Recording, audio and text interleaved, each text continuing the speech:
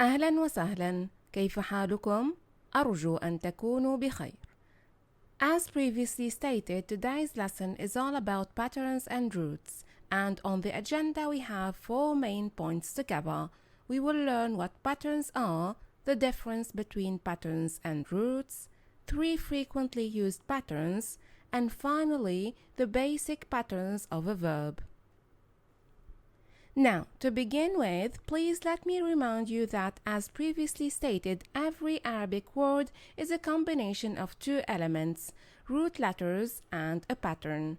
By the way, if you have missed our previous lesson about roots, make sure to pause the video and check that lesson first, otherwise you will fail to grasp. The link is on the right side of your screen. So again, an Arabic word is a cross between a root and a pattern. To put it differently, in the process of a word formation, we start with the root and then manipulate it using patterns. What for? There are 2 main reasons for that. Number 1, to get an extremely specific meaning, and to also, and that's number 2, regulate the process of word formation, i.e., we cannot invent words randomly, they have to abide by the rules of patterns. And since we are familiar with roots, let's jump straight into patterns. And to begin with, what is a pattern? A pattern is a fixed combination of consonants and vowels that adds a specific meaning to the root letters. And every pattern should at least have the 3 letters fa, ayn, lam. Why? The reason why: patterns are given using the consonants fa, ayn, and lam as a neutral replacement for the root letters. For example, the pattern of the verb kataba is fa'ala. We have simply replaced the root letters with their substitutes to get the pattern, nothing special. But please note that we have written the pattern with diacritics. And that's an important detail because unlike roots, patterns are vowelized. Now, what's the pattern for shariba? Fa'ila. Good on you. What's the pattern for qaruba? Fa'ula. Brilliant. Now let's take it up a notch in order to provide you with an exact definition of patterns. Please take a look at this example and try to figure out the pattern for katibun. We all agree that the root letters are kaf, ta, ba, and that we have to replace them with the letters fa, ayn, lam. But what about the vowel, I mean the long one, because we also agreed that the short vowels should be kept as is since patterns are vowelized. Let me help you by providing you with another definition of patterns. A pattern consists of all the letters of the word, including the vowels, long and short ones, except for the root letters, which will be replaced by the letters fa, ayn, lam. So, in other words, we are going to keep the skeletal structure of the word as is and only replace the root letters with fa, ayn, lam, which will give us fa, fa'ilun. Good on you. So the pattern for katibun is fa'ilun. The pattern fa'ilun is a pattern that indicates the one who performs the action, in this case the action of writing, which is the writer, and that's the meaning that this particular pattern adds to the root. It indicates the subject of the verb, or let's say the doer. And you know what? Here comes another example just to make sure you've got it right. Here we have the word abidun, a worshipper, the one who performs the action of worship. Just by saying that, you can immediately guess the pattern. But let's not hasten and go one step at a time. The root letters for abidun are ayn, ba, dal.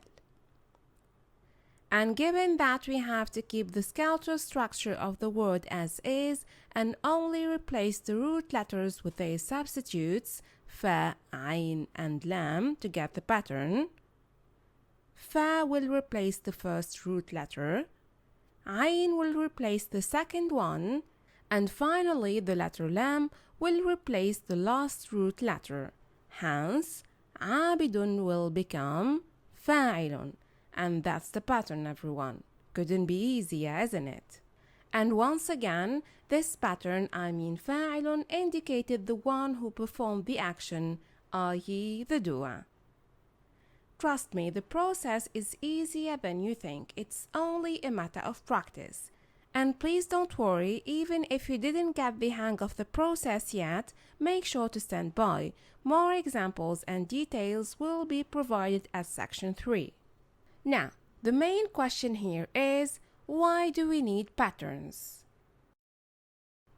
And since we have implicitly answered this question, chances are you already know all the pieces of the puzzle and it is only a matter of putting them together.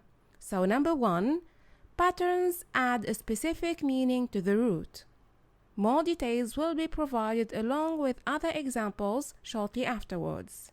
Number 2, patterns regulate, or let's say govern, the process of word formation. We cannot form words randomly. They have to abide by the rules of patterns, which will help us limit the possibilities from endless to numbered, because theoretically speaking, all combinations are possible, but in reality, only some combinations are used, so you cannot just go through and make words willy-nilly. Moving on to number 3, patterns help in the process of reading. Remember, unlike roots, patterns are vowelized, and each word created out of the pattern should keep the vowels of the pattern itself, which will make these words easier to read for every beginner. And these 3 points just mentioned are by and large the main features of a pattern. Now let's move on to some terminology.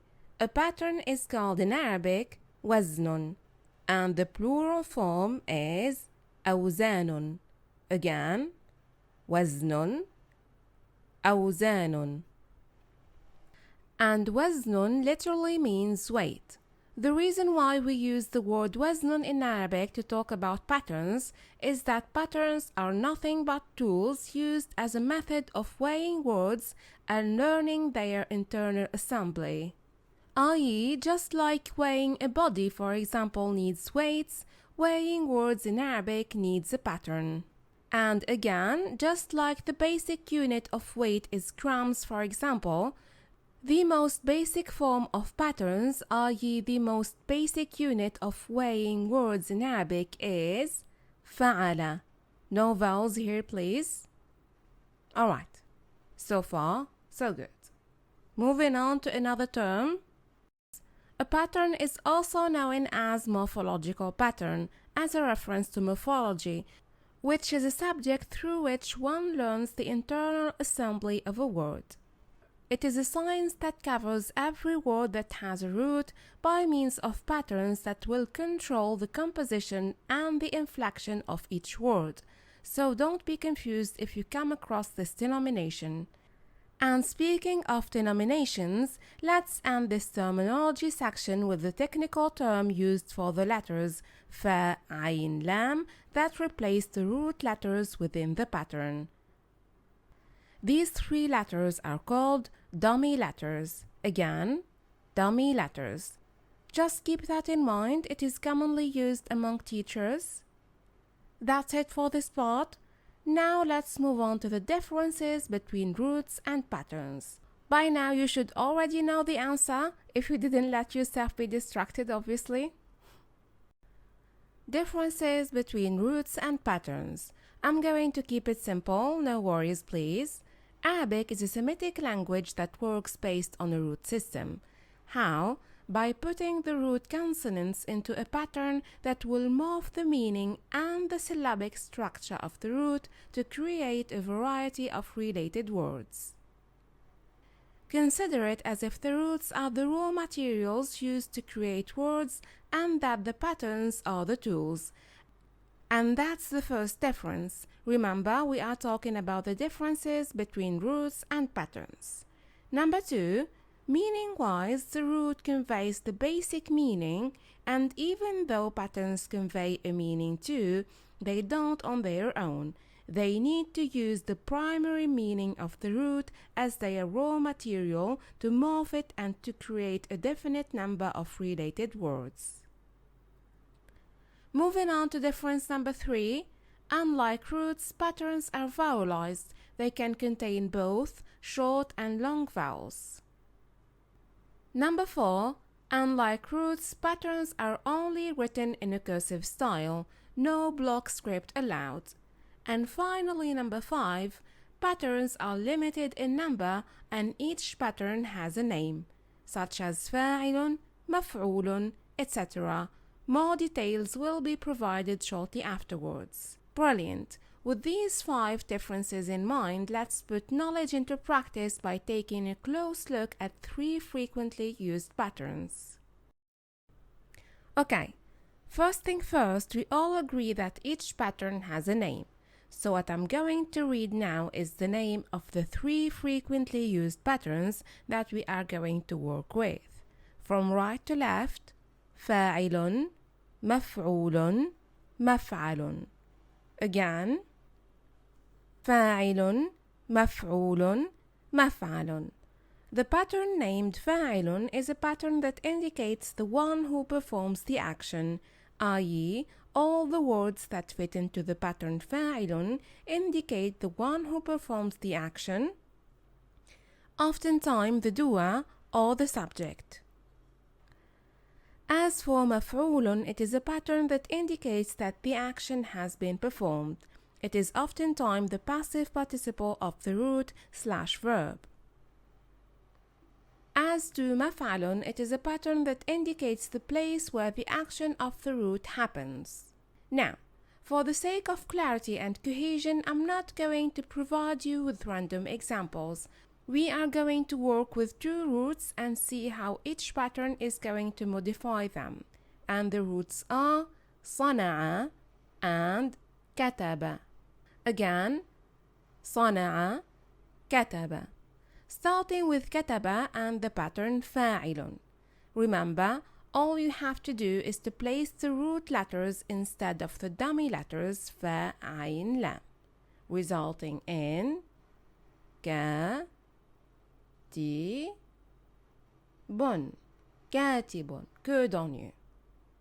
كاتب is nothing but a writer, the one who performs the action of writing, and that's the meaning added to the root by the pattern فاعل, indicating the subject or the doer, whatever you want to call it. Moving on, while keeping the same root, we will move on to the pattern مفعول. Use the same logic, please. Just change the letters فا عين لام with the root letters. And the new word is مكتوب. And that's the passive participle of the verb كتب. As you can tell, the action of written has been performed. Last but not least, the pattern مفعل, which indicates the place where the action of the root happens. Where do we write common sense speaking? On the desk. مفعل, مكتب. Couldn't be easier, isn't it? Now, the ball is on your court. Do the same thing with the root صنع. Please pause the video and take your time. The pattern فاعل will create the word صانع. The pattern مفعول will create the word مصنوع. And finally, the pattern مفعل will indicate where the action of manufacturing takes place, and that is the factory. Well done, everyone. And as demonstrated, the process is incredibly simple. Now, since the main goal behind this series is to introduce you to morphology and more precisely the morphology of verbs, let's take a glimpse at how patterns work with verbs before ending the lesson. I would really appreciate if you pay extra attention. First thing first, let me remind you that we are working only with 3 root letters words, hence verbs will be no exception. Now, when a verb consists of 3 root letters, it is called triliteral verb. trilateral in reference to the number of the root letters 3. And a trilateral verb can be abstract or augmented.